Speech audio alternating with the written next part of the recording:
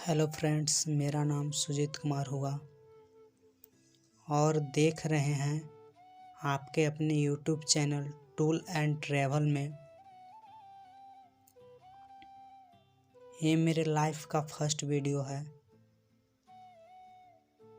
जिसमें आज आपको बिहार राज्य के गया शहर के छोटे स्थान में स्थित सीताकुंड के बारे में जानते हैं। Let us start.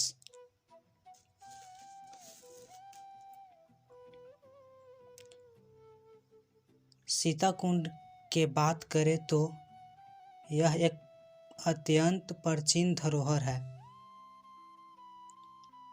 जो संस्कृति दृष्टिकोण से यह एक अमूल्य विरासत है। सीताकुंड रामायण काल का है, जहाँ देवी सीता मिथिला नरेश के राजा जनक की जेठ पुत्री थी।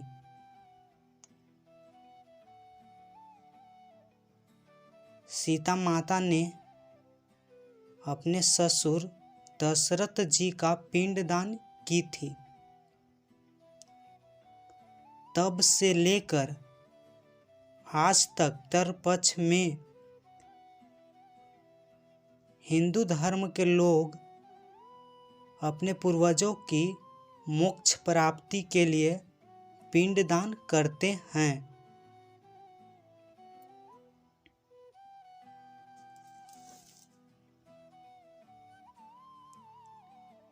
सीताकुंड एक छोटा सा मंदिर है जो विष्णु पथ के ठीक विपरीत दिशा में फल्गु नदी के दूसरे किनारे पर स्थित है। विष्णु पथ मंदिर के प्रांगण से सीताकुंड की तरफ देखने पर मन स्वतः ही सीताकुंड की ओर खींचा चला जाता है।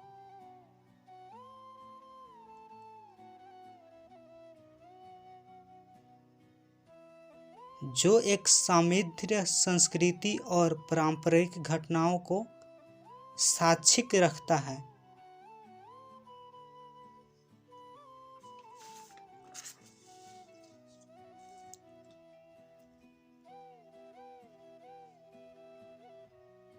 ऐसा माना जाता है कि वनगमन के क्रम में मर्यादा पुरुषोत्तम भगवान राम सीता माता और लक्ष्मण जी के साथ इस प्रदेश में आए थे।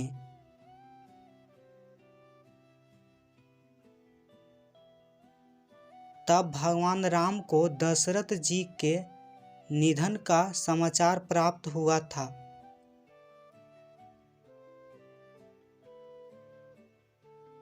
तब भगवान राम और लक्ष्मण जी पिंडदान संपन्न कराने के लिए तैयारी करने चले गए।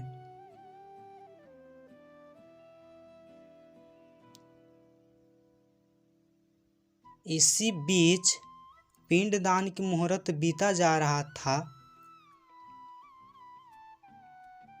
इस वजह से इसी स्थान पर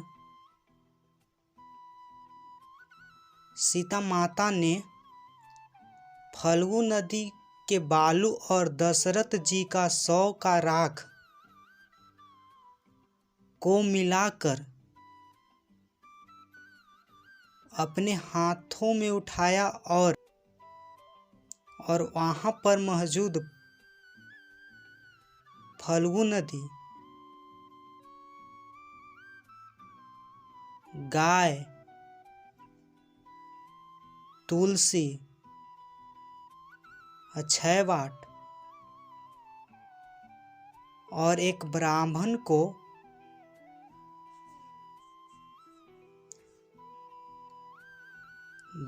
को इस पिंडदान का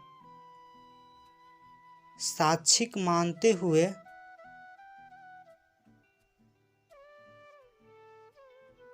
राजा दशरथ जी का पिंडदान कर दिया।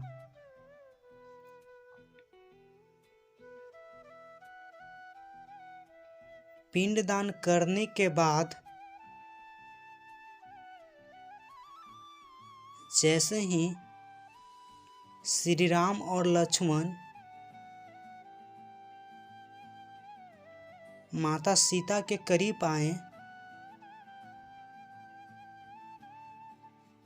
तो सीता माता ने सारी बात बताई।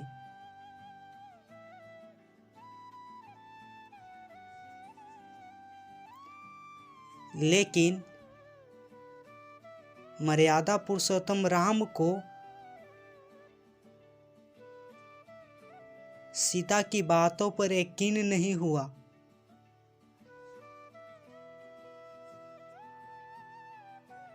जिसके बाद सीता माता ने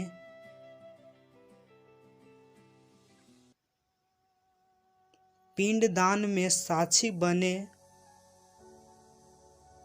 5 जीवों को बुलाया।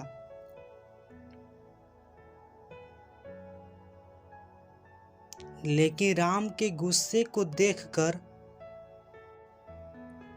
फल्गु नदी, गाय, तुलसी और एक ब्राह्मण ने झूठ बोलते हुए पिंडदान की बात से इनकार कर दिया। लेकिन वहां पर मौजूद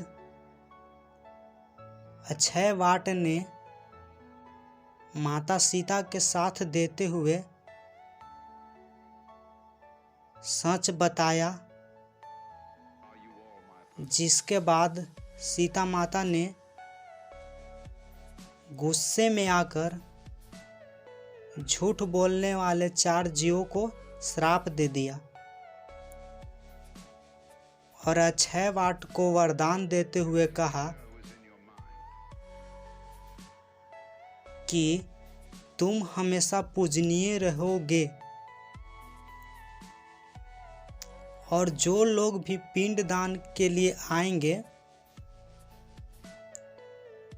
उनकी पूजा अक्षयवाट की पूजा के बाद ही सफल होगी। इसी घटना के बाद अपने पिता का पिंडदान केवल पुत्र ही नहीं उनकी पुत्री भी कर सकती है। अगर आपको यह जानकारी अच्छी लगी हो तो अपने हाथों से लाइक करें और इसी तरह जानकारी के लिए चैनल को सब्सक्राइब करें। Thank you. जय हिंद।